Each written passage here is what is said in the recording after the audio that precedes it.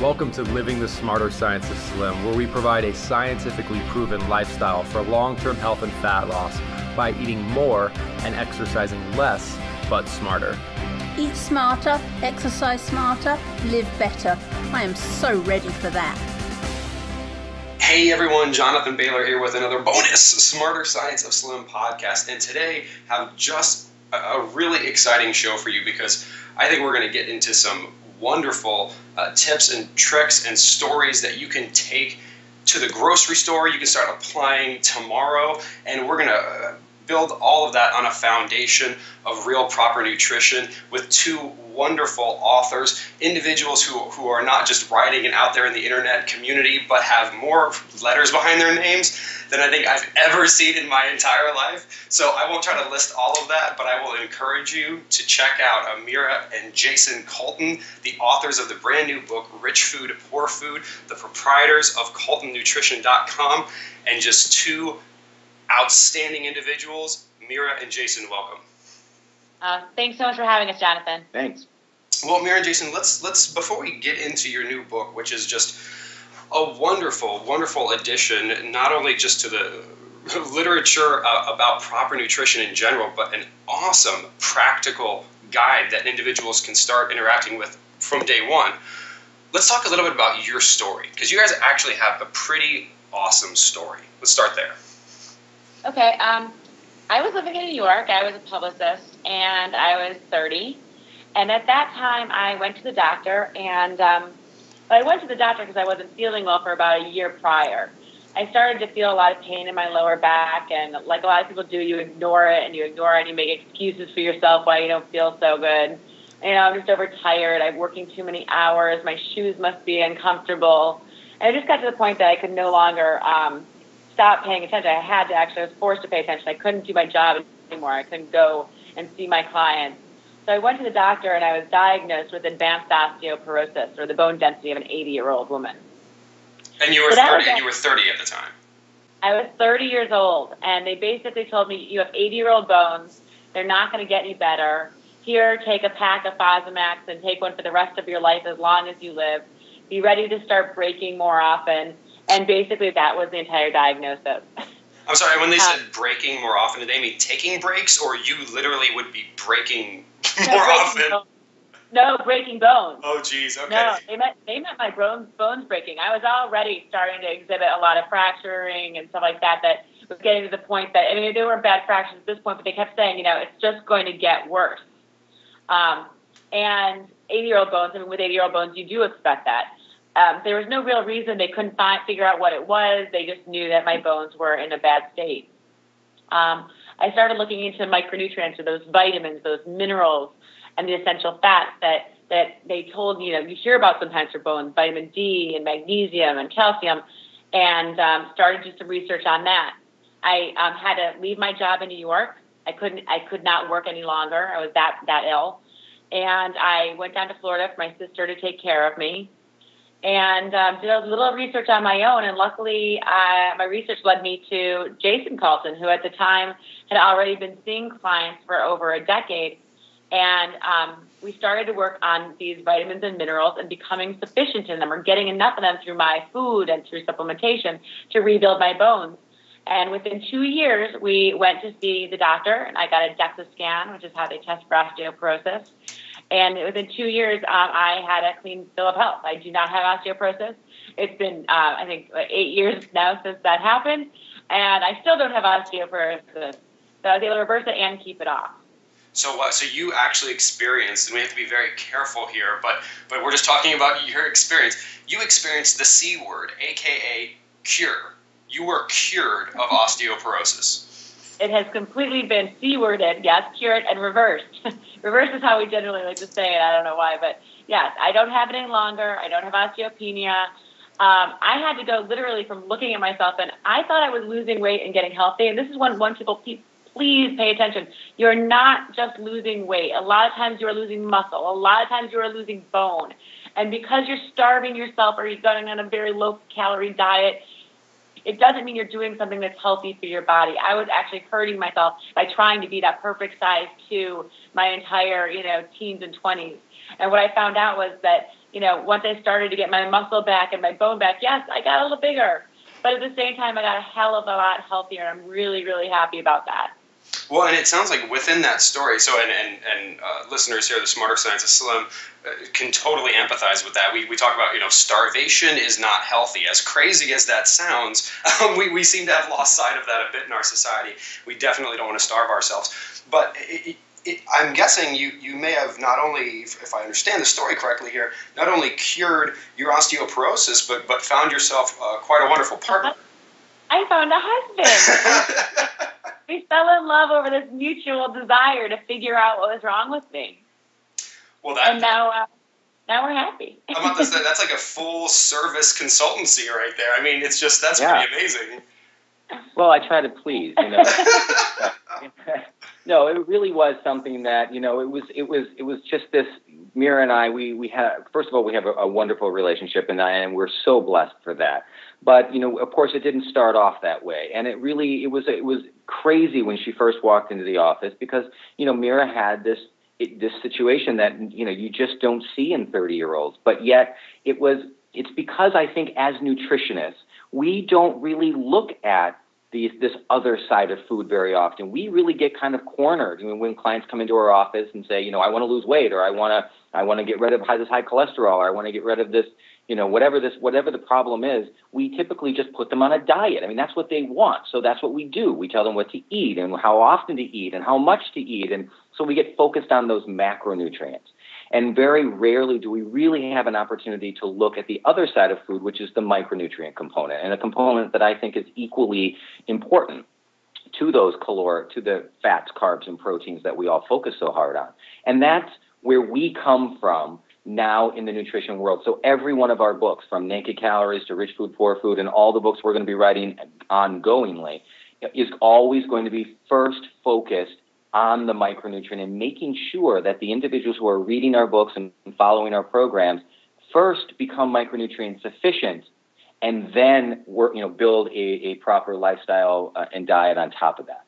Jason, I think that's so profound, and I actually, that's one thing I like to do, and I try to do on the show, is celebrate the similarities between all of the various groups who on some level agree that the traditional American diet of processed starches and sweets and fats is bad, and to celebrate those similarities. And one example I like to use is, while I myself am not a vegetarian, and my research does not suggest that others become vegetarians, although you could potentially be healthy being a vegetarian, one of the things I loved about the China study, which otherwise I did not really like very much, was their emphasis on nutrient density, and just saying it's not all about elimination. You have to replace that with something. And the nutrient-dense vegetables and nutrient-dense low-fructose fruits, using these almost as a therapy, or the therapeutic component of these foods. I think so often we can focus on what not to do rather than what to do. And that's one of the reasons I love your guys' approach, is you kind of pursue the positive very much, and I like that. Well, thank you. We actually coined a phrase called the Nutrivore, because our belief, much like yours, it's unifying groups, not actually drawing them out and looking at differences. So we said the word is a Nutrivore. And you can be a Nutrivore regardless of your dietary profile, a paleo, a primal, a low-carb, a low-fat, a vegetarian, a vegan. And it doesn't matter. The one thing you have to understand is that becoming nutrient sufficient first is a great platform for building health. And that's what we want you to understand is, there's junk food in every single one of those arenas. We just want to make sure you're not eating that. And regardless of your dietary profile, we want you to choose rich foods. Mm-hmm. And I think that's so important. And what do you think we can do? I mean, just given your rich experience in this field, how can we work to help to communicate that just in the community and amongst our friends and family?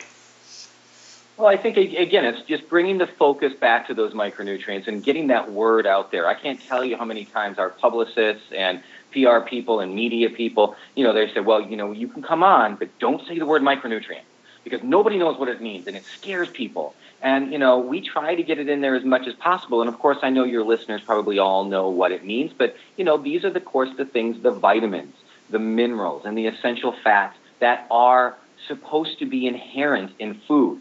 And, of course, Mira and I, we were lucky enough to travel around the world for 6 years, to go to over 135 countries and all 7 continents, to live with and observe remote people from all walks of life. And our goal was to really look at what they were doing nutritionally and lifestyle-wise that were helping them to achieve this state of really a disease-free lifestyle, which so many of the very remote tribes find themselves in, and what we're doing in our modern societies, in our big cities, that are causing so much disease. And of course, we know it's nutritional and we know it's lifestyle based. But until you can really go and look at the human being today, not in some textbook somewhere or in some study somewhere, but I'm talking about kids running around in the grass, what foods they're eating, how they're moving, what water they're drinking, and what they're doing. Is it really so hard to create optimal health?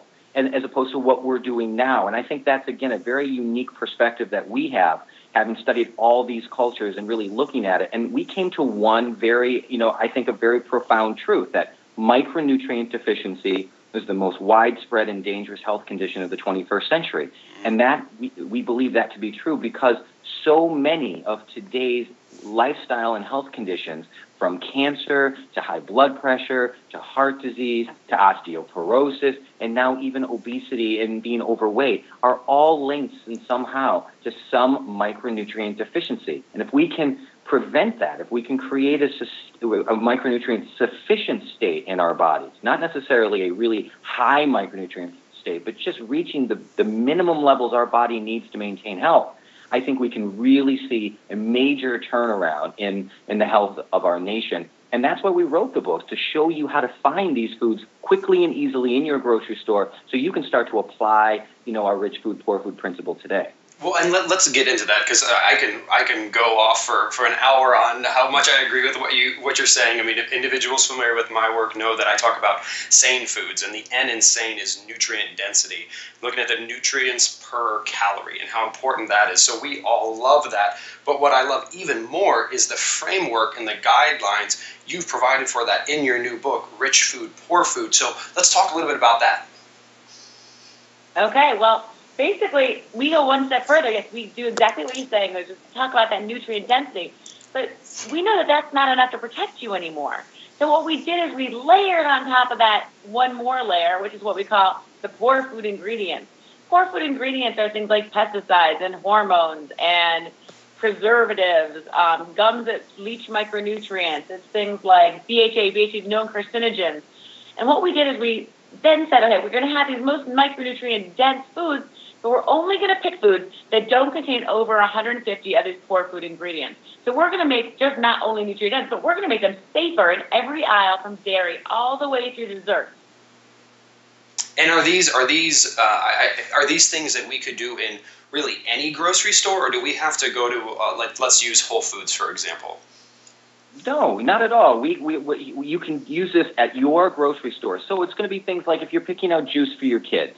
Okay, well, we're going to start to show you all the different ingredients. First, we're going to explain to you the kind of juice that you should be choosing. Of course, we're 100% juice, and freshly squeezed juice are going to be your best bets. But then, a lot of parents are just grab and go. They're like, well, let me grab this V8 Splash or, whatever, Welch's grape juice. Well, we're going to show you that a lot of times on the ingredient list of these foods, they've added things in like sugar and high fructose corn syrup, or maybe you get to see, fruit juice concentrates, which are really just another name for sugar. And so there's so many things that could be in there that you don't want to have. And so there are little things like that don't really cost any more money that can be found at any grocery store. You can use that knowledge anywhere. Of course, we do give suggestions as to where foods that we've certified is what we call our certified rich food picks. And those may not be in every store. But what we did do also is we have a resource center on our website called the Rich Food Resource Center, where you can come and you can download our rich food request list. And what we did is we simply listed all of the foods that we highlighted in the book on that list, and we provide the UPC code there so that you can check it, print it off, mark right next to the food that you want your grocery store to carry that you'd like to try, bring it into your manager, and just request it. And the manager with the UPC code can get it in the store, lickety-split, and you'll be able to try it yourself. Oh, well, I love this because this really takes the general guidance I say, and I'm not the first person to say, a lot of people have said this, it seems like your book really takes to the next level. And general guidance is when you're at the grocery store, stay on the perimeter of the grocery store by and large, and oftentimes, like if it doesn't have ingredients lists on it, like a lot of these packaged and processed foods have to have ingredients lists because no one knows what the hell they are, whereas like spinach is just spinach and you've got that. But a lot of people want more. They say, okay, that's great, but I'm on the perimeter of my grocery store and it's still unclear to me. It sounds like it will no longer be unclear after they pick up a copy of Rich Food, Poor Food. Absolutely, because even on the perimeter list, there's a whole lot to think about that you might not see. You mentioned spinach, for example. Well, I mean, do you buy spinach organic, or do you not have to buy spinach organic? Is that one of the things that carries a lot of pesticides? I mean, you have to know a lot of things like that. And so what we did is we demystified the entire grocery store, every single aisle, so that you don't even have to wonder about that. We created something called the Clean 15, the Terrible 20, and the Fat 14, which outlines exactly which fruits and vegetables are the safest to buy or conventionally, and which ones you do have to buy organic. So we go through all of those things. What are the PLU codes, those little stickers on your produce mean? I mean, all of that is really important as you move forward. And by the way, for your listeners, spinach is a terrible 20 food, so that is something that you do have to buy organic. It carries a lot of pesticides. Oh, and that's where I wanted to go next, was to talk about. I think that sometimes individuals can feel overwhelmed by the amount of things which may cause them to have suboptimal health. And sometimes individuals kind of have to say, okay, if I've got to pick, like, what are the big rocks? Like, I'm okay not being perfect, but I want to make sure I'm getting the most bang for my buck. When I pick up a copy of Rich Food, Poor Food, will you give me a sense of, like, if you can only remember a finite set of things, like, these are the top issues to avoid? Yeah, exactly. And I want people listening also to know that we do not expect our readers to be perfect. Mira and I are not perfect. We did not create this book for people who are looking for perfection in their life. Yes, you could take it to that extreme if that's what you're searching for. But this book was really for the masses to be able to do exactly what you're saying. How can I, through almost very little effort, look at this book? We open it up to the aisles because that's how the chapters are. They're aisle by aisle. We did 9 aisles, so they're just the way that they're laid out in the grocery store. If you're in dairy, you look at dairy. If you're in meat and fish, you're in meat and fish. If you're in condiments, you're in condiments. If you're in snack aisle, you're in snack aisle. And we do all of them. We show you exactly what they are, and it gives you the exact takeaways. And even if the foods aren't there, we have something called the checkout checklist, which is really just kind of the synopsis of that aisle or chapter. And what that does is it gives you the pros and cons to look for in each and every food in that particular category. It's the same criteria we use to certify a food as either a rich food or a poor food. So you can say, well, my store doesn't have whatever it might be, Jackson's Honest Chips there, which is our choice in the potato chip aisle. But it's got these other ones, so let me check and see if it meets the requirements. And they can just check the checkout checklist, and they can certify a food themselves quickly and easily right away. Well, and that's what I really like, is I think the book is structured in a way where if you're a detailed-oriented person, you want to geek out. I mean, you can literally go on a safari to your grocery store now and just, you can completely get into the details if you want. Or you could just read this maybe when you're on a plane trip or while you're commuting to and from to work, or just waiting in a waiting room. And it's written in a way that I will then, while I won't remember everything, I will, next time I'm looking at, let's say, pasta sauces, I will be able to say, wow, there's 36 options here. I'll quickly be able to narrow that down to 5. And then if I want to quickly turn over those 5 labels, I'll have enough knowledge that I can probably make the best choice just from memory. Absolutely. We want people to be able to do this. The whole thing is about making simple swaps from one product to another product, just to make their life a little healthier with every small change you make. And some people, like you said, some people, and we get these emails from people, go to the grocery store and do it all at once. And then we get shopping cart photos. And those are fun. Actually, really enjoy getting those. And then there's other people who said, you know what, this week I'm doing dairy.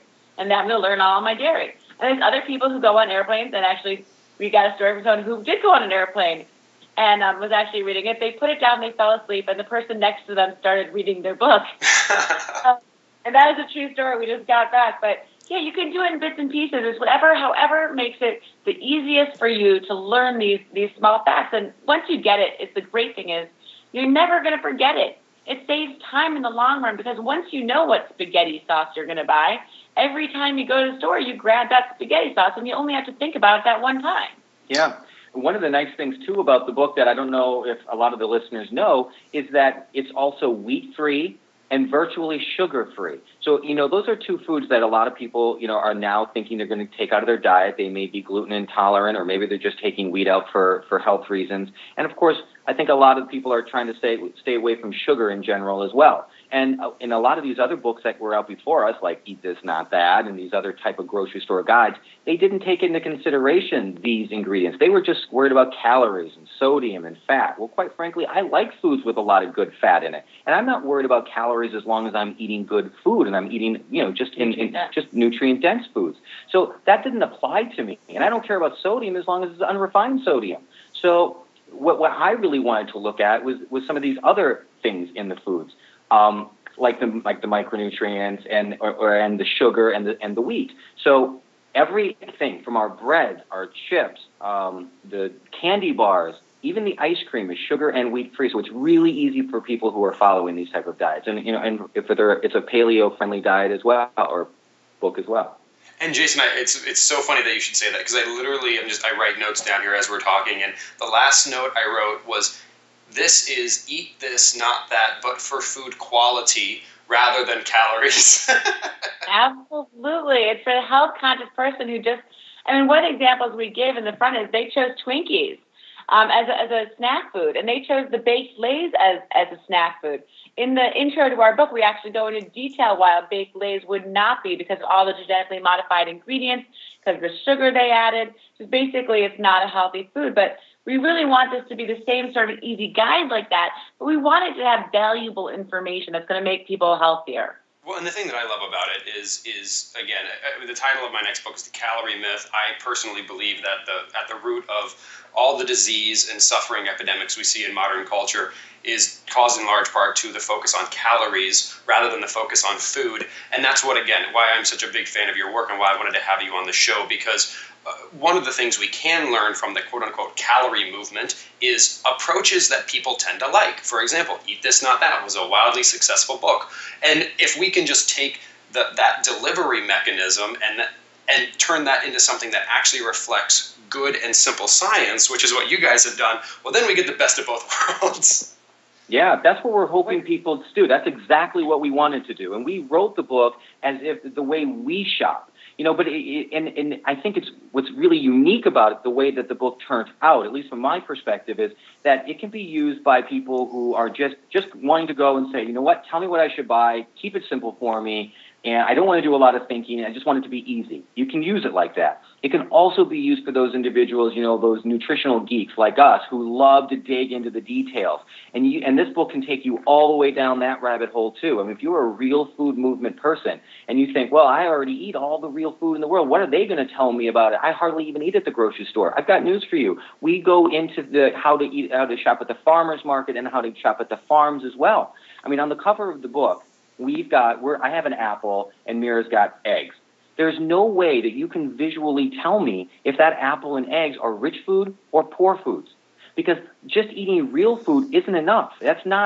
We go much further than just the real food movement. An apple today could be grown in nutrient-depleted soil. It could have 42 different pesticides sprayed on it. It could have been shipped 1,400 miles across the country. That's a poor food apple. That's not an apple that I want to be eating. I want to be eating an organically grown apple that was grown somewhere where the soil is rich and where it wasn't shipped across the country and it hasn't been irradiated. So, and the same thing with eggs. So we definitely run the full gamut. It's quick and easy if that's what you want, but if you're also one of these people who've got their diets dialed in, you can still learn a lot from reading Rich Food, Poor Food. Well, Mira and Jason, I want to thank you for coming on the show today, but before we wrap up, I mean, I know this has been a blast for our listeners, but I wanted to leave them with a little gift, and certainly I don't want to give away the farm here, but are there 3 or so bits of just knowledge you would be willing to share from the book that would entice them to go out and grab it, but also empower them to start shopping smarter today? Well, I would start with basically giving them a little bit of information. As if you didn't already know sugar was bad enough, I'm going to give you another reason that you should not eat it. Sugar on a label, when you see it, conjures up images of sugar cane growing someplace and it's all natural and all that. We want you to know now that most sugar, 55% of the sugar on your packaged foods, even in healthy packaged foods with dark chocolate products and lots of these, if it just says sugar, your sugar 55% of the time is coming from a genetically modified sugar beet. 95% of the sugar beets are genetically modified, and if that should give you just an added reason, because we all want to avoid genetically modified foods. We explain why in the book. So just to say it again, when you see sugar, don't think beautiful thoughts about natural sugar. Think genetically modified foods. Think Frankenfood. All right, so even if it says sugar, we shouldn't be like, oh, well, at least it's not high fructose corn syrup, so this is a smarter choice. Exactly, because that's what you'll notice now on a lot of packages. It says cane sugar. They're doing that to let you know something that most people aren't even aware of is a problem. If it says cane sugar, it's from sugar cane. Not that that's better nutritionally that much, but at least it's not genetically modified. If it just says sugar, likelihood is that it is coming from a sugar beet. Yeah. So that's one good tip. I mean, if you're buying beef or you're buying chicken and you wonder to yourself, do I really need to go fully organic? Even if you're getting something that may say grass-fed, one thing you really want to look for is start to understand grass finishing. And sometimes farmers will grass feed their cows, which is great because it gives you all the omega-3s and it gives you, more micronutrient value to your beef overall. And it gives what's called CLA, which is a conjugated linoleic acid, which you really only find in grass-fed meat. But one of the things you have to remember is that if it's finished with grain, or if it's not grass-fed meat, what's the real harm in that? Well, our big point here is oftentimes these cows are fed corn and soy. And what you have to remember about corn and soy that you may not know is 93% of all the soy grown in the U.S. is genetically modified. So we're going to talk about GMO again here. And corn, 86% of it is genetically modified. So you may be thinking, I'm not eating genetically modified food, but you may be eating beef that was fed, or chickens that were fed genetically modified food. And in the end, again, when we're trying to really clean up our diets and understand nutrition from a real micro perspective, then you're going to want to start to think, well, maybe that's a reason why I might want to move to 100% grass-fed beef or at least an organic beef or chicken. And I'm going to give you one, going to get off the GMOs here for a little bit. I'm just going to tell you, condiments will kill your food. Once you start buying good quality food, please do not just pour junky condiments on top of that. Most people think, well, it's only a little bit and I'm only putting a teaspoon on. But these little teaspoons are the real problem. Ketchup, usually loaded with sugar and high fructose corn syrup. It's not usually an organic tomato. And so there's numerous things in ketchup we want to be careful of. We've got a recipe. It's 2 minutes, literally, in the book. Again, mayonnaise, another condiment, usually a soybean genetically modified or canola oil genetically modified, as well as they're just not healthy. They're not good oils.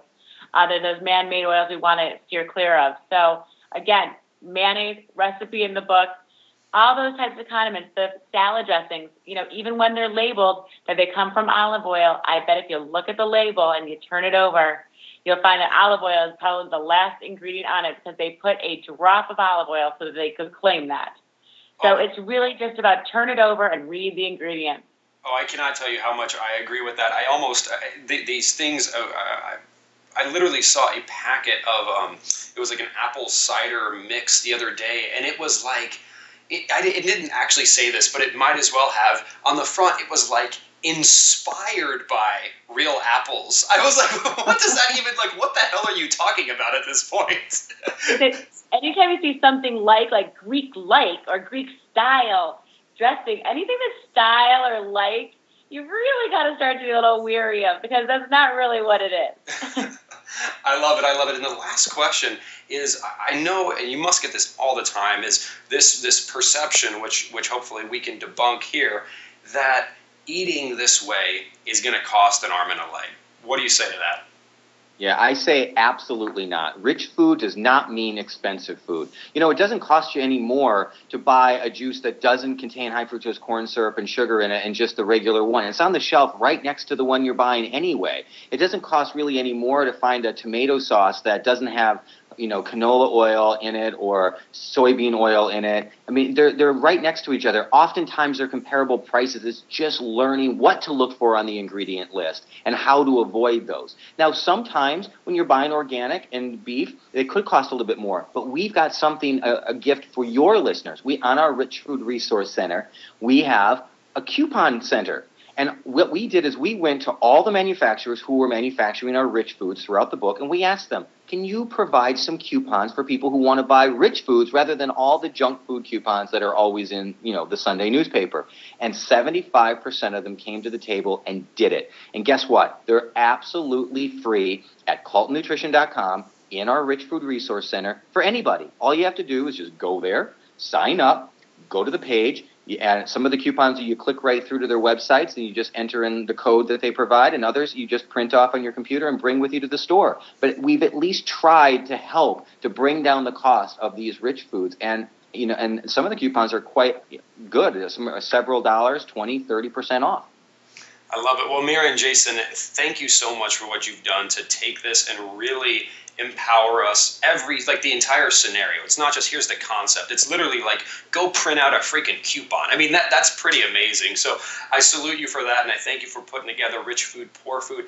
Everyone, please go check it out. It's a great resource. It's really empowering. Check out CaltonNutrition.com. I mean, heck, I'm going to be over there to get those coupons immediately after this podcast ends. And Mira and Jason, I wanted to thank you for coming on the show today. And did you have any closing words for everyone?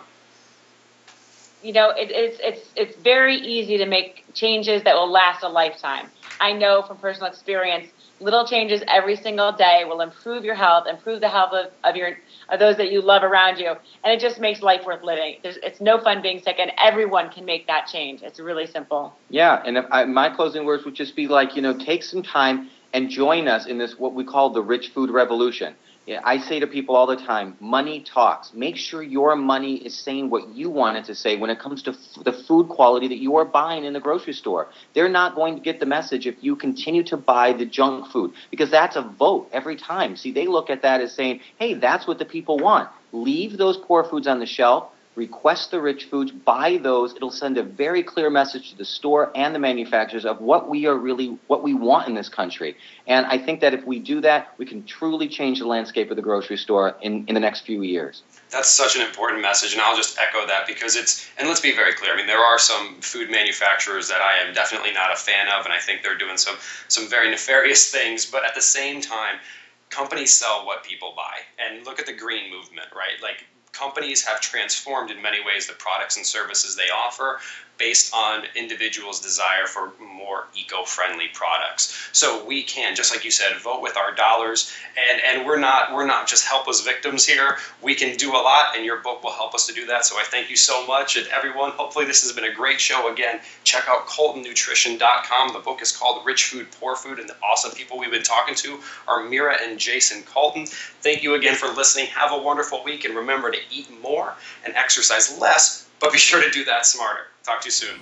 Wait, don't stop listening yet. If you like the podcast and if there's other ways we can help you, please join us in the Smarter Science of Slim support group, which is freely available at the Smarter Science of Slim website, smarterscienceofslim.com. There you'll find all kinds of free recipes and success stories and just all kinds of fun stuff, like how to help your kids go sane and just great community content.